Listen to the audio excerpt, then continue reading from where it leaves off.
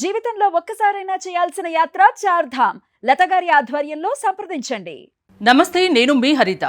పశ్చిమాసియాలో జరుగుతున్న యుద్ధం మనకు వేల కిలోమీటర్ల దూరంలో ఉండొచ్చు. కానీ దాని సెగ మాత్రం మన దేశ ఆర్థిక వ్యవస్థకి, నిర్మాణ రంగానికి గట్టిగానే తగులుతుంది.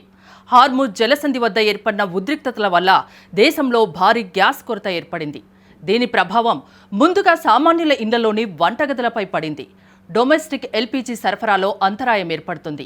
ఇక రోజువారీ వ్యాపారం చేసుకునే స్ట్రీట్ ఫుడ్ వెండర్స్ గ్యాస్ సిలిండర్ల కోసం తీవ్ర ఇబ్బందులు పడుతున్నారు. వారి జీవనోపాధి దెబ్బతింటోంది. పెద్ద పెద్ద హోటల్స్, రెస్టారెంట్లు సైతం వంట చేయడానికి గ్యాస్ లేక సతమతమవుతున్నాయి. మరోవైపు ఎఫ్ఎంసీజీ ఫ్యాక్టరీలలో కూడా ఉత్పత్తి నెమ్మదించింది. ఈ గ్యాస్ కొరత పారిశ్రామిక రంగాన్ని కోలుకోలేని దెబ్బ కొడుతోంది. ఫార్మా ఇండస్ట్రీ కార్యకలాపాలకు కూడా గ్యాస్ కొరత వల్ల ఆటంకం కలుగుతోంది. ముఖ్యంగా భారతదేశపు టైల్స్ రాజధాని అయిన గుజరాత్లోని మోర్బీ ప్రాంతం తీవ్రంగా ప్రభావితమైంది. గుజరాత్ గ్యాస్ సంస్థ తన గ్యాస్ సరఫరాను ఏకంగా 50% తగ్గించడంతో 100కు పైగా ఫ్యాక్టరీలు మూతపడ్డాయి.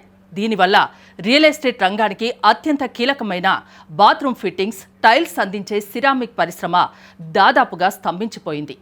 నిర్మాణ రంగానికి అవసరమైన ప్రధాన ముడి సరుకుల ధరలు ఇప్పుడు ఆకాశాన్ని తాకుతున్నాయి.